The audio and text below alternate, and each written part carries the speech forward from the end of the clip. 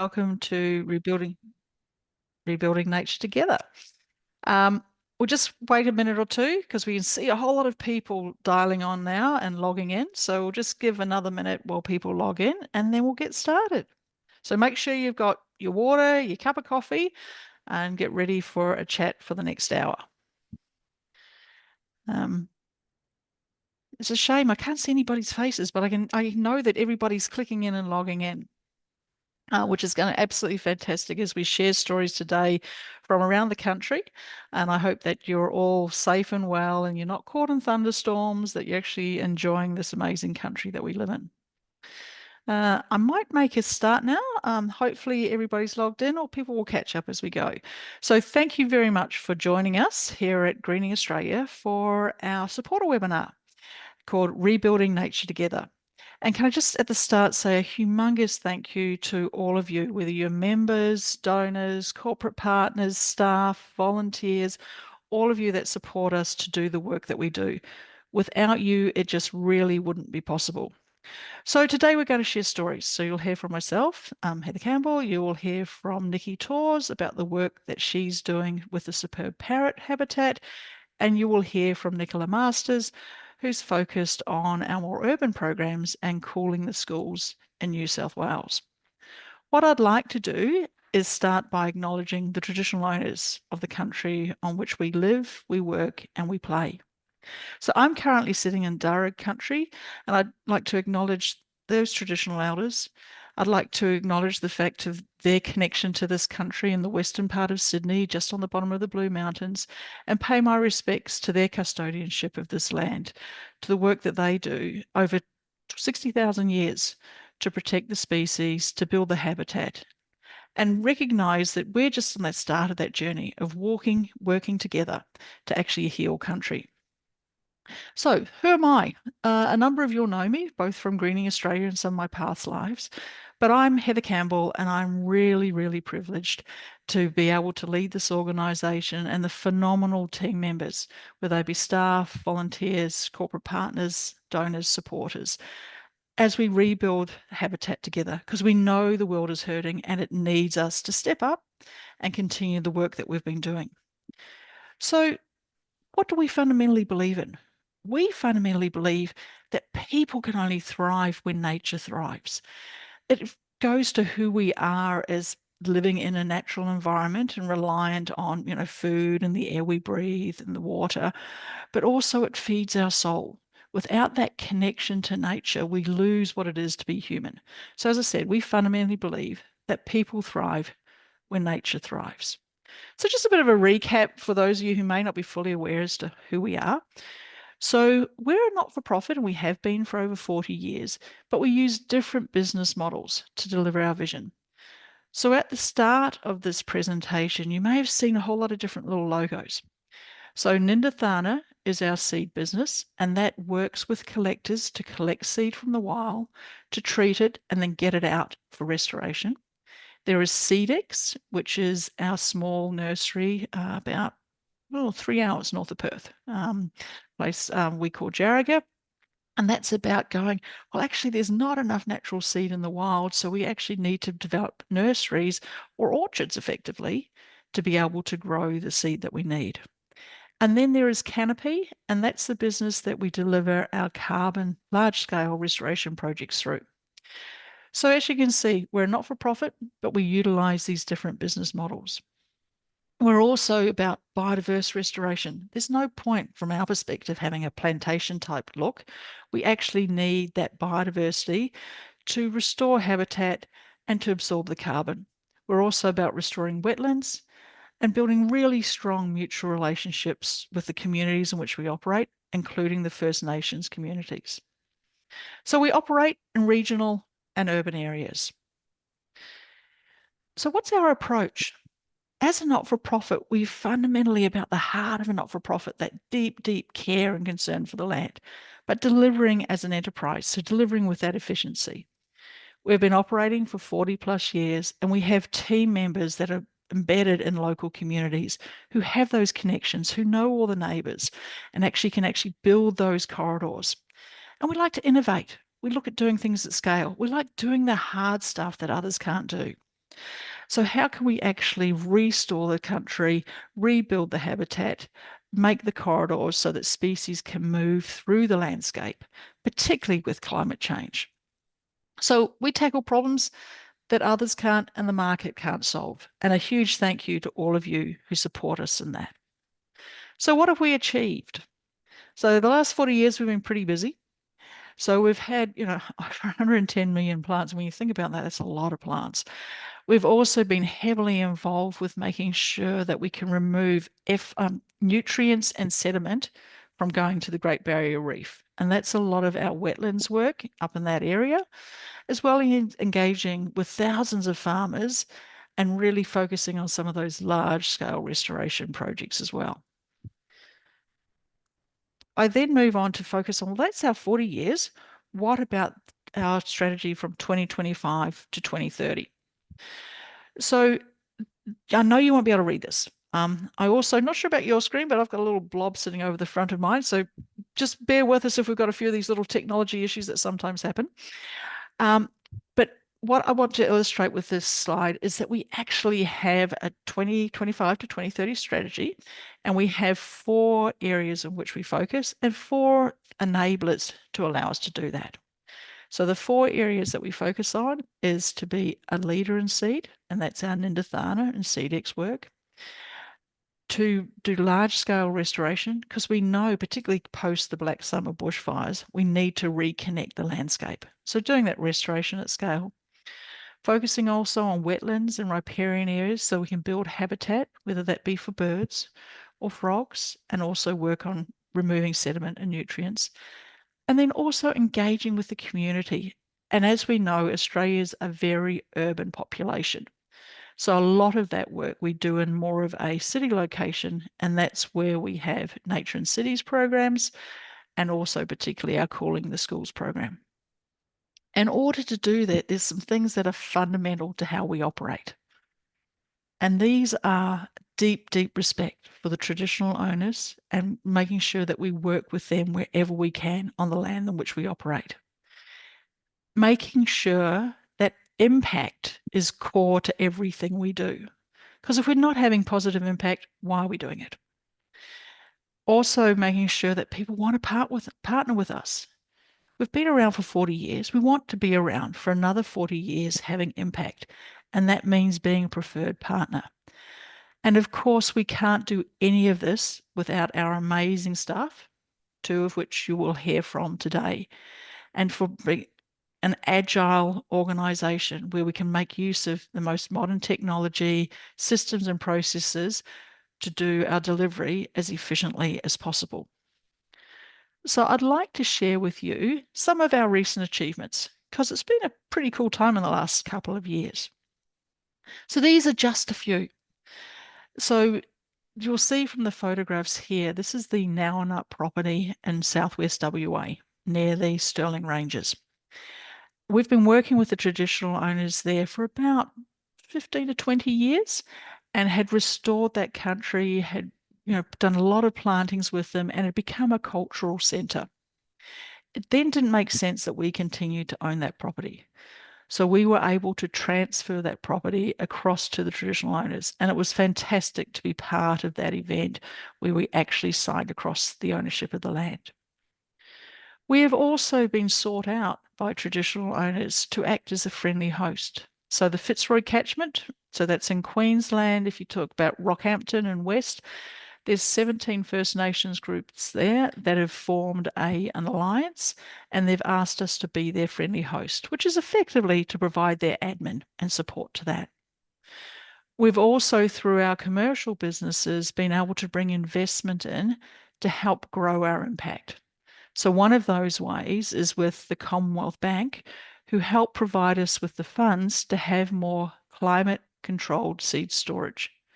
And this is really critical because not every plant sets seed every year. So it means we can collect seed at times when it's plentiful and store it for then use out in restoration projects. We have a new seed processing shed in Canberra and additional storage there. We did enter on a project about 17, 18 years ago, And this was really looking at sandalwood in southwest WA and could we produce it in a biodiverse way? And so 17 years later, we've done a sandalwood harvest and it's been some of the best quality that has ever been harvested. So we've proven that as a concept that you can do this and it provides another revenue stream for landholders. We also have Cooling the Schools program that Nicola will talk about, and we've been able to get impact investment support from a group of family offices of investors who like what we do, like the skill of our people out in the landscape, and they want to be part of doing bigger restoration projects. So that's just a few, but I'd also like to share these amazing photos because they really illustrate some of the great work that is being done. So up the top, you will see the red-tailed black cockatoo. So this photo is taken from a Bank Australia property where we have been privileged to be able to manage those properties for the last 7 years. And these trees were planted probably about 12 years ago, where we were involved as well. And there've been a lot of fires around the Grampians and that area over the summer. And what is fantastic is these trees that we planted those many years ago are now at the point where they're providing the food for the red-tailed blacks. And it means that they've actually got that food source that because of the fires, they wouldn't have had a food source available locally. So that's a massive achievement to see those birds coming back into areas that we've restored. The middle photo is an area from Camden High School, and it's one of the schools that Nicola took me to show me the work of cooling the schools.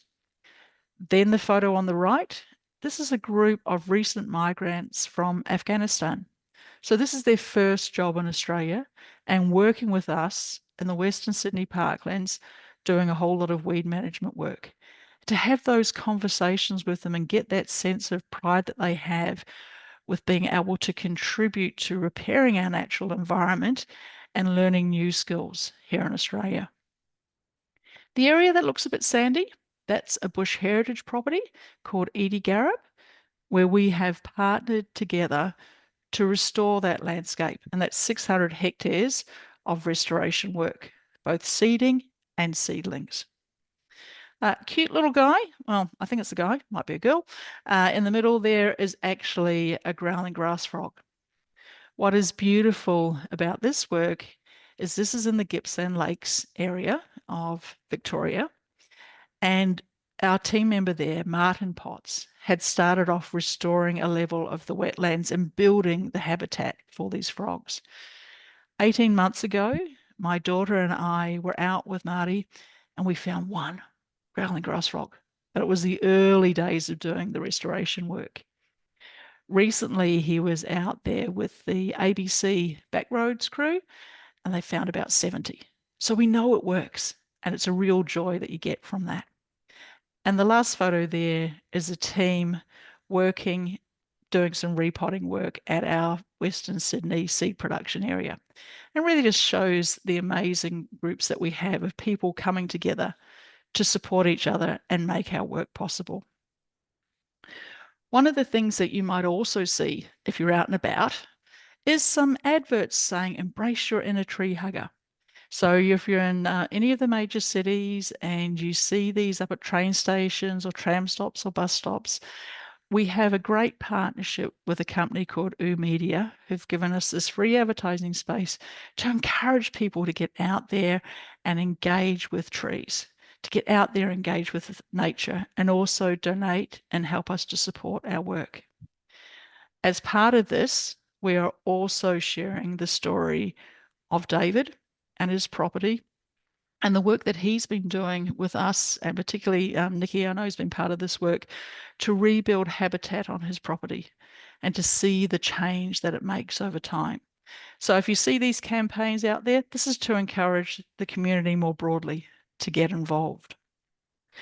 We know that we're almost at the end of this financial year and, we'd love some more donations. So please, if you feel inclined, that would be absolutely wonderful. And over the coming months, we'll put together our highlights from this financial year. But we're not there yet. We've still got another few days to go. So wanted to share with you just a short video which shows the highlights from last financial year. So this is from the financial year 2024. So if we can run that team, and hopefully it'll work. This past year at Greening Australia, we've supplied tons of native seed nationally, established millions of native plants. We've worked with landholders and First Nations partners to grow hectares of habitat, store carbon, and improve water quality. But our impact can be counted in so many other ways. We launched a new partnership to increase land we can restore.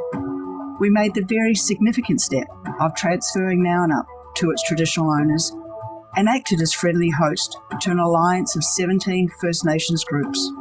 As part of supporting Australia's transition to a nature-positive future, Canopy doubled its registered carbon projects. Nindathana boosted its national capacity to store seed, and Seedex finished planting its first native seed production area. Our impact is stronger because we bring people together to find solutions. Rebuilding nature with First Nations partners, landholders, governments, businesses, other not-for-profits, local communities, partners and supporters. Thank you to everyone working beside us and our amazing staff and volunteers. Together we're making a real difference for Australian landscapes and communities. But there's so much more to do. Let's make this decade count.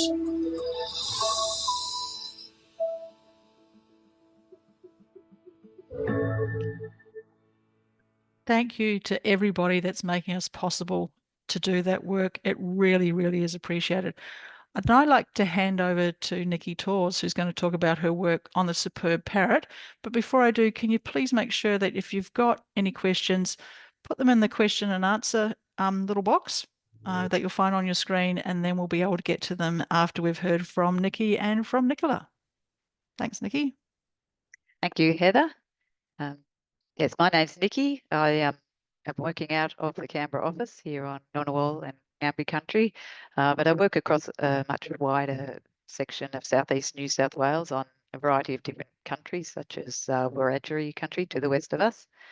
I've been working for more than 20 years for Greening Australia, mainly in the areas of restoration of woodland and also native grassland. Next slide. Today I'd like to talk to you about one of my favourite projects that I've been working on, and that's the restoration of habitat for superb parrot. Next slide. Just to let you know what a superb parrot is. It's a scientific name of Polytelus swainsonii. It also has a Wiradjuri name of Bunai, and a couple of common names some of the local landholders come out with, green leek or baraband. As you can see, it's a medium-sized parrot, just a little bit bigger than a rosella. It has long back-swept wings, so when it flies, it's a little bit like an arrow crossing the sky. It's this gorgeous bright green colour. The male has this beautiful yellow and red around the face and chest. Females don't have that extra coloration, and they're just a little bit duller. It's found across the inland of New South Wales and also into northern Victoria, and it is listed as a threatened species in each of the states and territories that it occurs, and also at the national level. Next. So there's just a bit of an indication of where the bird is found across, mainly across New South Wales, inland from the tablelands, the southwest slopes and the riverina.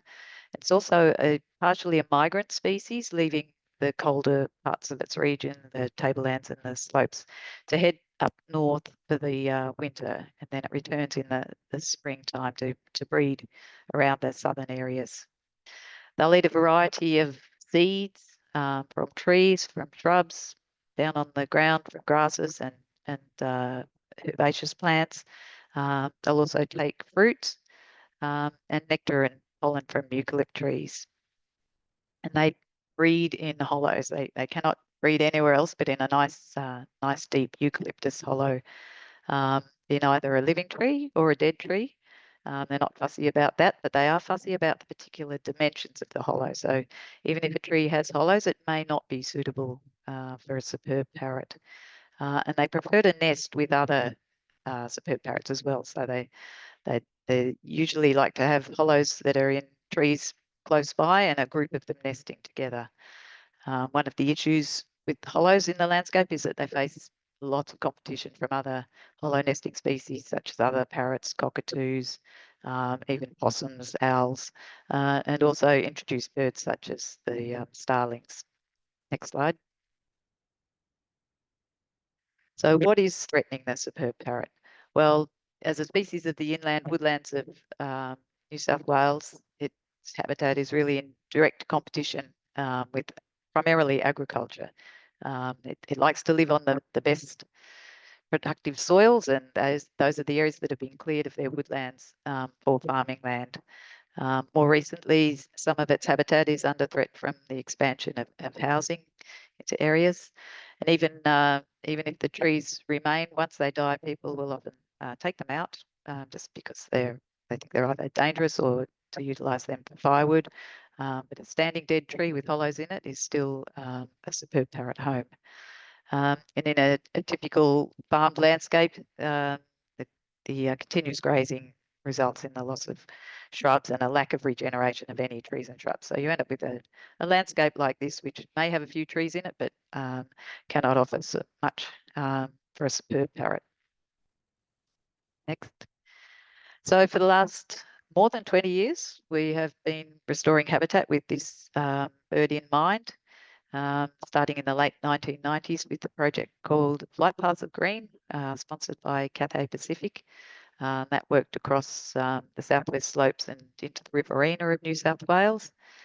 More recently, we've been working with one of our wonderful partners, the New South Wales Government, through the Saving Our Species program, and that has enabled us to have nearly or more than 8 years now of continuous funding, which is unusual to have funding for a project that goes that long, but it really allows us to build longer term relationships with landholders and networks throughout the area that we work for the parrot.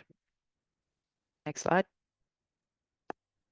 So when we're looking at restoring habitat for the superb parrot, we focus on restoring the local native tree and shrub species for the particular landscape in which that bird is. So it could vary from grey box and river red gums out in the riverina area through up into tablelands, yellow box and Blakely's red gum.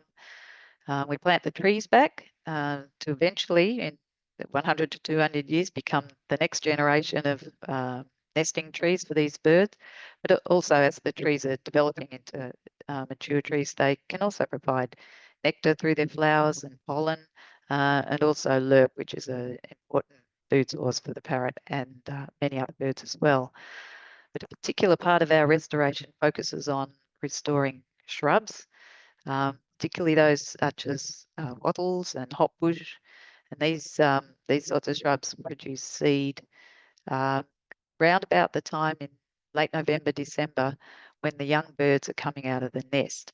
And so we focus on areas where there's known breeding habitat for the parrot, and this provides food both for when the young birds are in the nest, and then when they come out, there's this ready-made food source of wattle seeds and hopbush seeds, at which they can feed on once they've left home. Next slide. So we utilise our two main methods for restoring habitat. As you can see, we're working largely in very cleared landscapes.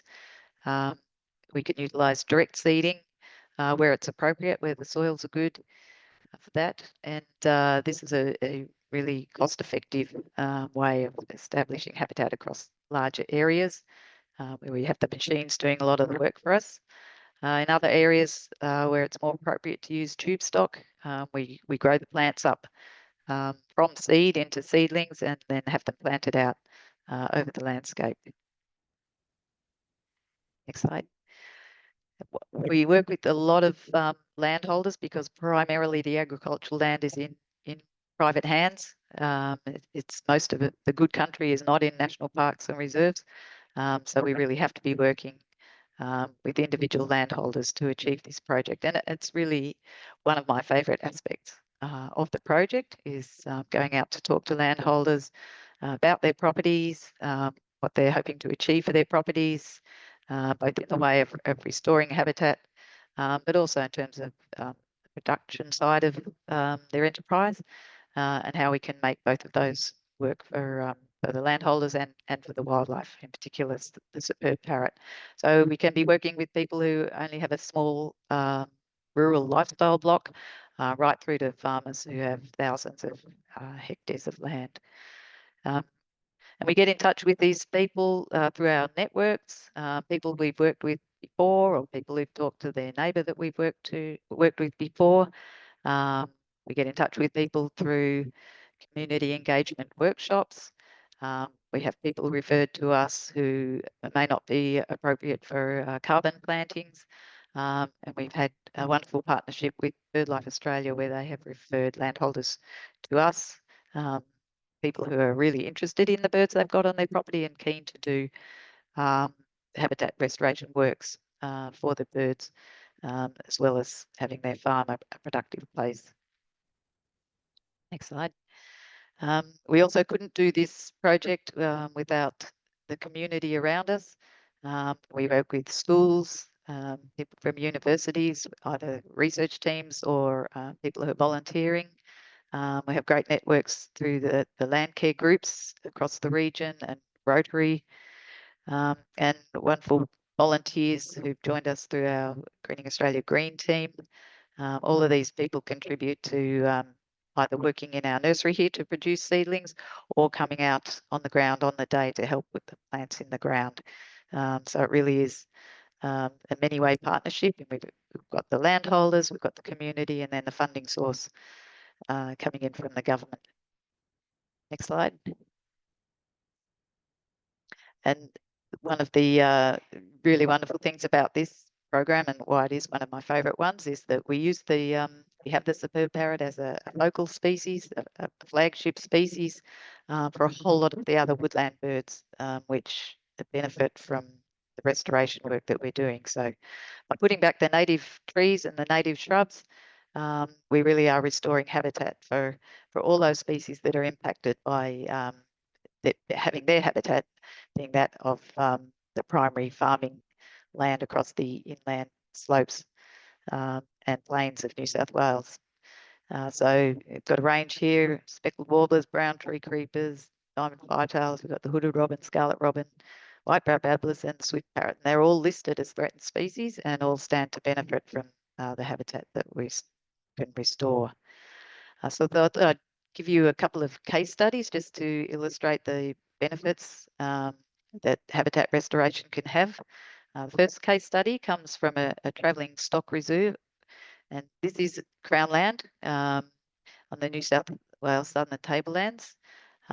It's just a small area of restoration, but a good illustration of what can be done. So in 2000, we had this area planted up with tube stock. The bird survey at that time, just at the start of the planting, recorded just 4 species.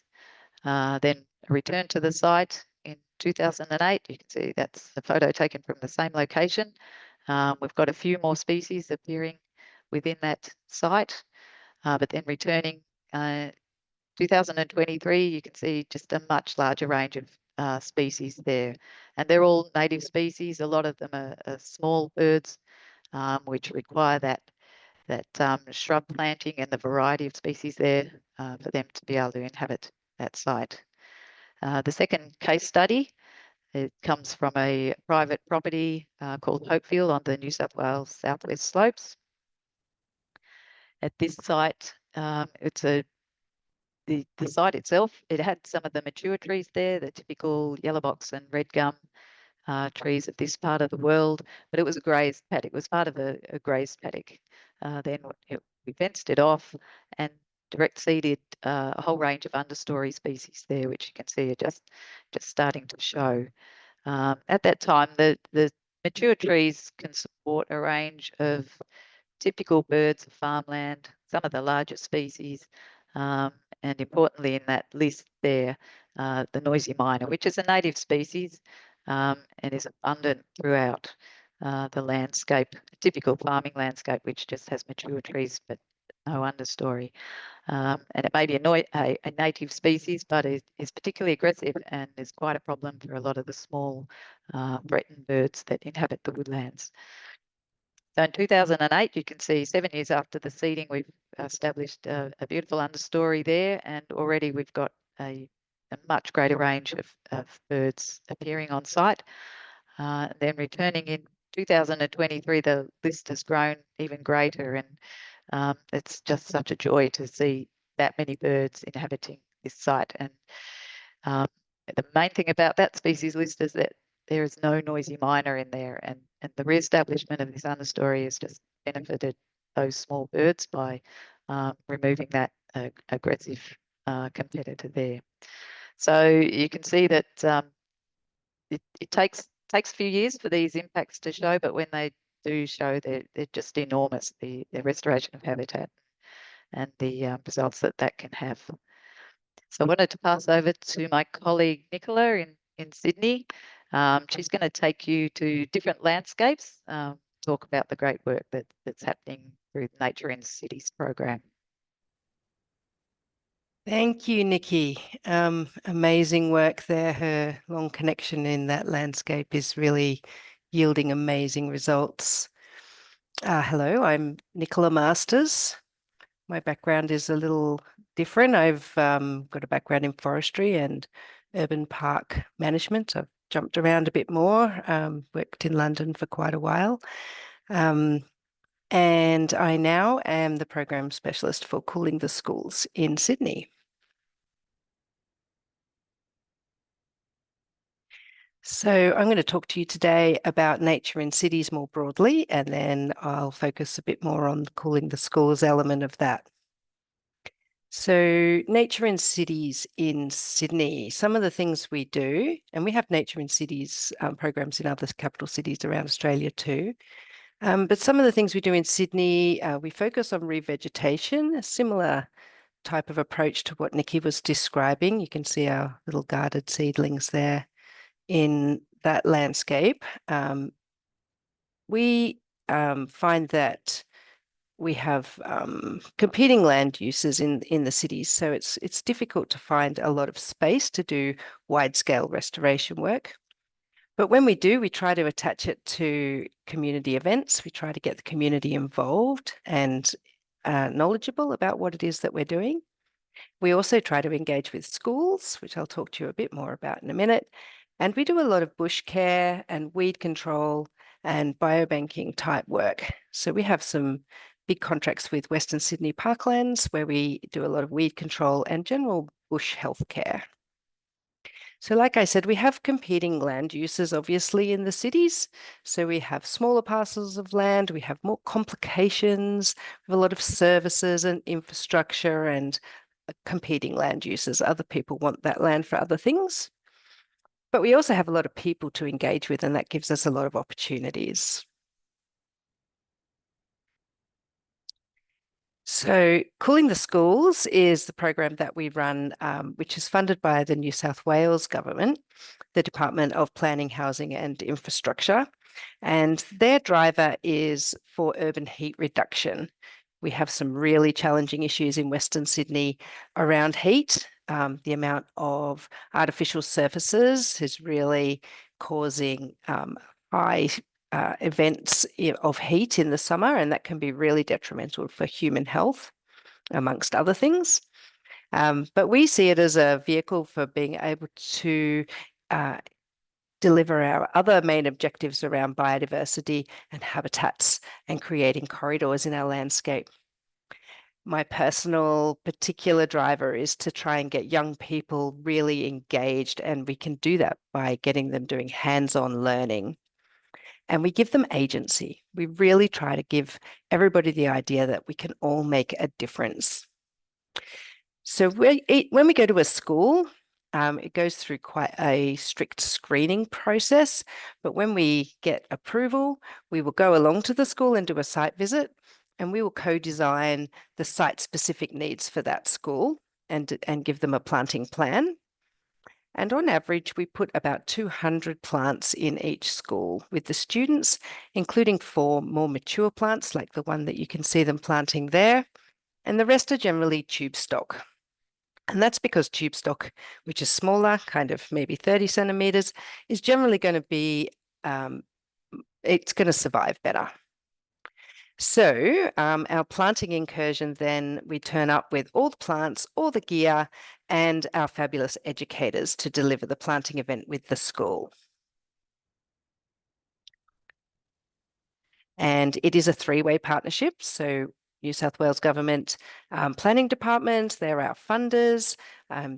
Obviously, as I mentioned before, their driver is around heat and around healthy places for humans to live in cities. As Greening Australia, we provide the expertise about which plant should go where and hopefully how to maximize surviving in what is a very harsh landscape. Schools are a very harsh landscape for plants to survive in, lots of little trampling feet. And the Department of Education, who in most cases are the landholders themselves, and they provide the understanding of the local school environment. So we need to screen those schools for things like future build, what's going to happen in that school. Also, they look at things like bushfire risk, asbestos in ground, other hazards, and provide us with things like plans for services under the ground. We are open to the Greater Sydney area. We supply cooling the schools to years kindergarten to year 12, and we're open to public and private schools. Private schools probably take about 20% of our market at the moment. That's okay, keep going. There we go. So these are our numbers, the Cooling the Schools story in numbers. So as of this month, we have completed 270 schools under this program. And Greening Australia has worked with schools a long time back. This has been going, this program now for 4 years, and we've had 2 contracts. So it's definitely something that schools want and seems to be delivering for the government's requirements as well. We've been counting because you have to do that when you're government funded. So we have engaged with 17,940 students so far. We have planted 44,950 trees, which is nearly 50,000, which we will get to by the end of this year. And we've also planted understory plants as well. So overall, we estimate about 60,000 plants have gone into these schools. We also have lesson plans. So it's important when engaging with schools that we talk to them about how we can meet their curriculum requirements. So we have 3 stages. A stage is basically an amalgamation of several years. And we have lesson plans for ages year 2 up to year 8. And we can also modify that as well. And so that ticks off for each teacher exactly what part of the curriculum is covered by our program. But for me, numbers don't tell the whole story. The beauty of this program is that we are really trying to connect young people with nature. And when they have that connection, when they've had an enjoyable experience, they will learn to value nature. And then hopefully over their future, they will advocate for nature. I mean, climate change can be a seriously overwhelming topic for young people. They hear a lot about environmental catastrophes in the media. So it's important for them to realize that they do have local agency, that they can actually make a difference. And also, we try to build in a lot of fun into the program as well. So obviously, hands-on learning is a really great way to engage kids because they sit in the classroom a lot. They get told a lot of stuff a lot. So by getting them to actually do the work, we get to we really see a bit of a change. Sometimes they will sit there with kind of like bored looks on their faces when we first sit down with them, and we maybe have a chat for about 5-10 minutes, and then we get practical and things really change. They just get so much more energy. People start having conversations incidentally with them, with each other, with you, and we just really can see that by doing it with physically with their hands, they're engaging in the messages that we're trying to pass over as well. And more than anything else, we really want to leave students with a sense of hope. It's just so essential. If you have no hope that you can make a difference, you're not going to bother. Whereas if people really feel like, oh, I've made a difference today, and they can go home and they can tell their parents, we made a difference today, it gives them hope. So, excuse me. After our first contract, we had a good self-evaluation. We looked ourselves and thought, right, how can we make this program better? And what was really obvious to me was that we were talking about Aboriginal people having been in this landscape for so many thousands of years and, you know, sustainably occupying this landscape, that we really needed that message to be told from a First Nations perspective. I'm so grateful that Greening Australia understood that we really wanted to do that from internally, and we committed and actively sought to find a First Nations educator to join our team. This is Janelle Randall. She's the lady on the left in the bottom photo, and on the right on the top photo. And Janelle works to deliver exactly the same program as I've just described, but from the First Nations perspective. She's so engaging, and she's such an amazing storyteller. It's so fantastic to have her as part of the program. She talks a lot about the history and traditions of Aboriginal people. She talks about the use of a lot of the locally native plants that we're using, whether it's for bush tucker as medicine or, you know, tools, weapons, other ways that Aboriginal people would have used those plants. She can really talks about sustainability so beautifully.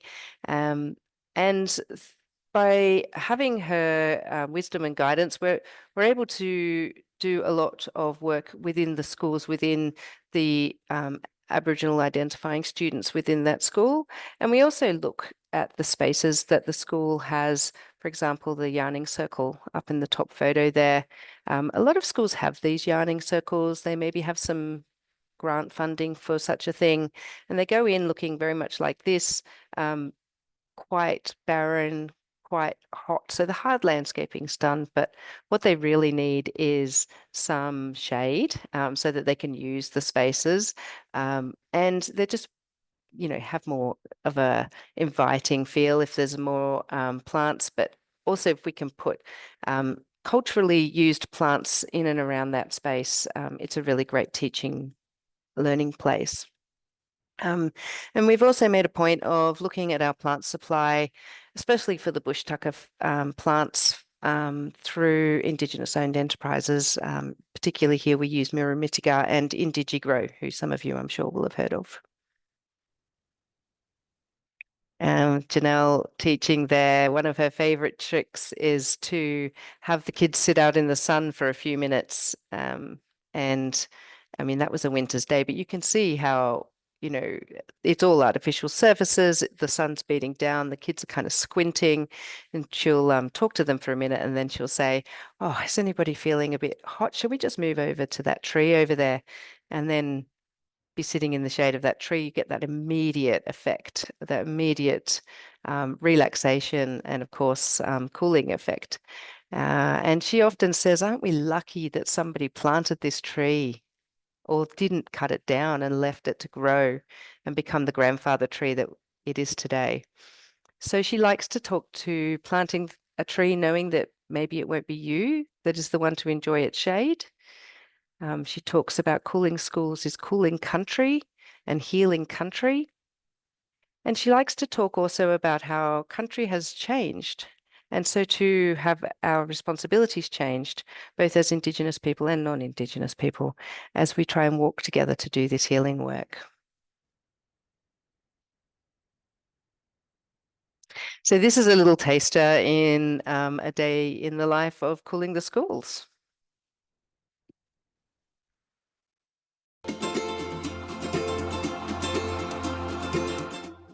Cooling the Schools is a program Greening Australia has. We plant trees with the students. We actually want the students to plant the trees themselves, so they actually get their hands dirty. The kids absolutely love it. Push down, push it. There you go. Okay, move it out the way. Wow, look, I want to lift that one. I didn't think boots were that small. There's already living in there. They're so full of enthusiasm and energy, and so they really pick it up. I can't even wait. They're very big growing.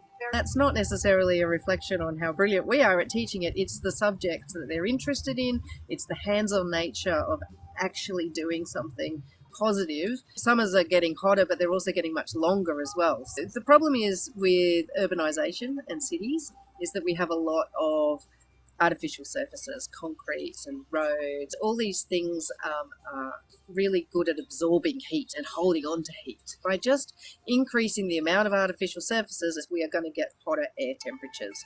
And that is what is becoming known as the urban heat island effect. And this has a heavy impact on humans, on people. Not every school's got air conditioning. Not every kid's got air conditioning at home when they get home, and they haven't necessarily got the space to cool down. And that makes it really difficult for the students to concentrate. Plants have a process called evaporative cooling. They actually evaporate water into the air, and this creates a cooling effect. Can you tell me why we should plant trees? What is a good thing about planting a tree? At the back there. They do give us oxygen. And why do we need oxygen? To breathe. That's right. It's super important, isn't it? They learn the basic understanding of why trees are good in our environment. The animals also use the trees as their habitat. Yeah, habitat, great word. But they also learn that they can take action themselves and they can make positive changes. So when we're planting trees, we're helping to take that carbon dioxide out of the air. What is carbon? When it's carbon dioxide, it's like a type of gas. When it's a tree, it's a solid. Oh. They take those ideas home with them and they talk to their mums and their dads and their sisters. They then understand better when they hear things on the media and they feel like they can be a part of the solution.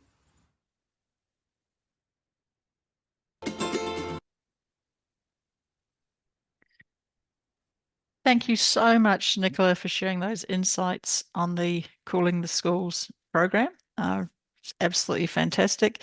And Nikki for sharing that amazing work in relationship to the superb parrot. So it's now time for questions and answers. And so thank you for those that have put some questions in. So if you see my eyes sort of move a bit, it's because I'm sort of reading the questions. So I've got 3 there at the moment, but please add some more. We've got probably about 10 minutes for Q&A, so please throw some more in. So first question is actually for you, Nicola. So when planting in urban areas like the schools, etc., or in some of the community areas, do you include any rare or threatened species? And if so, what are the challenges for, say, schools, for example, with regulatory approval, if they had to do some work and the plant needed to be moved or removed?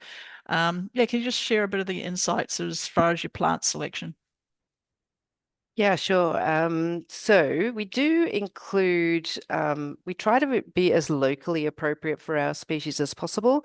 And certainly there's some species which, potentially we're trying to get back into the landscape, which we may choose some rarer forms of them. But generally, we have to be very careful. Obviously, everything is screened as far as like toxicity and allergens.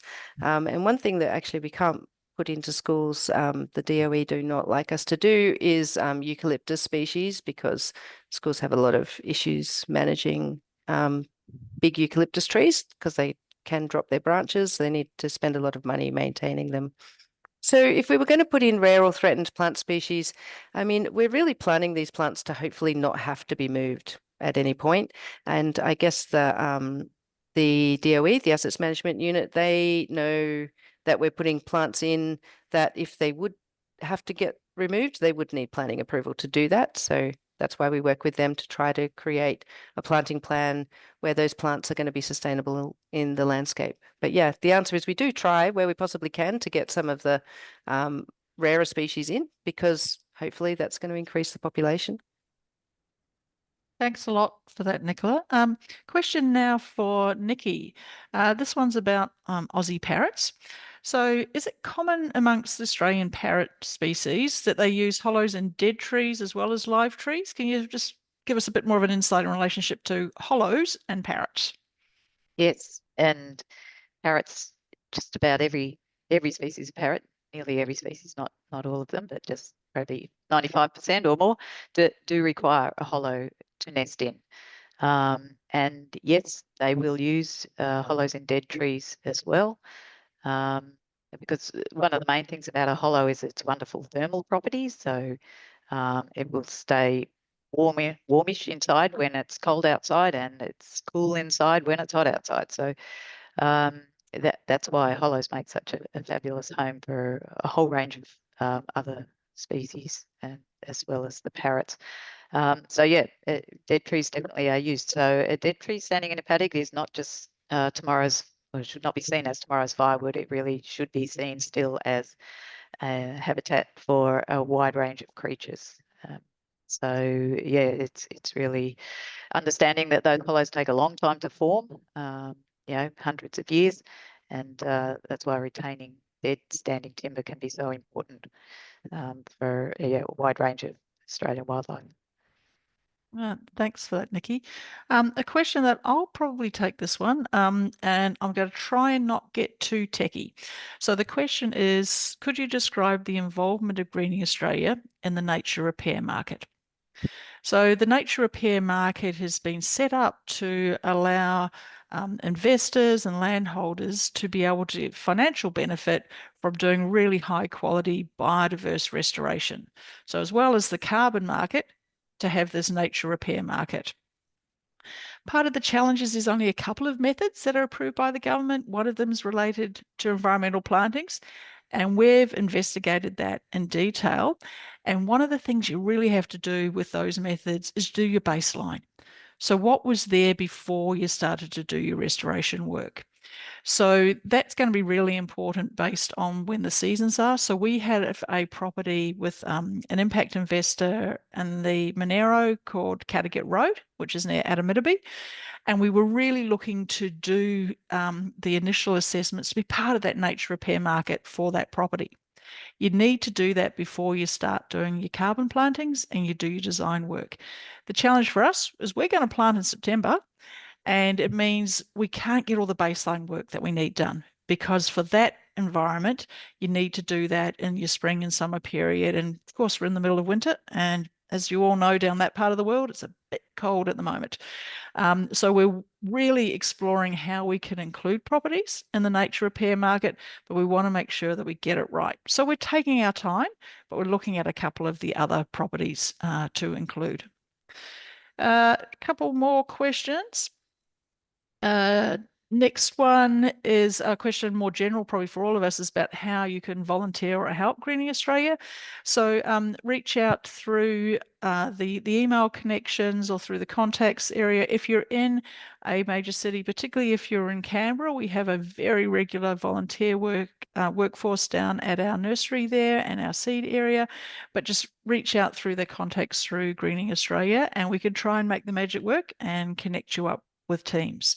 There's an amazing amount of work done across the country, and we're always after not just extra arms and legs to put things in the ground, but also all of those different skills that we don't have. To give an example, we had a volunteer who helped us by doing some upgrades to our procurement policies. So lots of different ways that you can help with us. So reach out and we'll be in contact. Another question is, this is a Nicola question. So the person said, amazing work with Calling the Schools, truly inspiring. Like you said, the kids love it. So they have a question regarding the ongoing maintenance. Assuming it would be the school that does the maintenance afterwards, do we actually go back and revisit? How do we know that the plants are going okay? Yeah, it's a really good question. So we have a different approach with schools because we just can't get the access into the schools to do the maintenance. So we have a letter of agreement that we sign with the schools. We'll come and we'll do the planting, and then it's over to you to do the maintenance. We give them some advice, please water them, but also a bit more technical advice as well. And when we're doing the site design, we try to build that in with them. Where is the water point? How can you get the water here? How are you going to manage the weeds and things like that? So, yeah, it is up to the schools to maintain them afterwards. We do go back and revisit sites. It's kind of a matter of just we build, probably certain special relationships with certain schools, and we've been going back to those schools and watching them look after those plants for quite a while. And, you know, like I can't drive around Sydney with my family for sport on the weekends without going, oh, I've done that school. Let's just pop over and have a look through the railings. So yeah, we do go back. We do have some great photos of, you know, now that it's been 4 years, some of those initial schools have really got, you know, some great growth going on. But yeah, it is up to the school to do the maintenance, which is a different thing to our revegetation, where we usually do take on a few years maintenance. Thanks a lot for that, Nicola. I think we've got one last question here, and this one's for Nikki, and it's a bit of a technical tree hollow type question. So if we're looking at, you know, reducing the impacts of for, you know, those species that use hollows during land clearing, whether it be that for, you know, urban developments, those sorts of things. Question is it preferable to use cut-off type limbs with hollows, or and to say attach them to poles, or to use nest boxes? Like, do birds have a preference between a natural hollow that may have been put in a place versus a nesting box? So I don't think the birds have a preference when they select, but often a natural hollow will have better thermal properties than a nest box. So if you're creating a nest box, you do need to keep in mind the wood, the type of wood, the dimensions of the wood, the thickness of the wood that you are going to use, so that it does have good thermal properties. Otherwise, your bird will be laying a batch of eggs in there that might just cook over summer if it's too thin and flimsy. And also natural hollows tend to be more robust. And you've probably seen constructed nest boxes up in trees that a few years later are falling apart because the wood's bending and warping and the nails are coming out, those sort of things. So yeah, I think in general you would have better results with a natural hollow. Great. Thanks for that, Nikki. This is the end of our questions. Thank you to everybody who put questions in there. We've been able to answer all of them. If you have some questions when you get off this webinar, then please get in contact with us. I'd just like to again say a huge thank you to Nicola and Nikki for sharing their stories and the amazing work that they do, and all of our teams across Australia. A massive thank you to all of you for signing into this webinar, for supporting us, whether it's been members, donors, volunteers, staff that are actually working with us. A huge, huge thank you for making it possible for us to deliver the impact and to rebuild nature together. It's only through working together that we are going to get these amazing outcomes. So thank you for being part of this webinar. We have recorded this and we'll put this up on the website. We are looking to run webinars relatively frequently. So it'll be sometime between sort of every 3 to 6 months. So watch out for the next webinar where we'll share some more stories about the amazing work that the team do around Australia. So huge thank you. Stay safe wherever you are. And I really wish you a wonderful afternoon. And please go out and hug a tree. It's pretty special being able to do that. So please go out and hug a tree. Thank you so much. See you, everyone. Bye.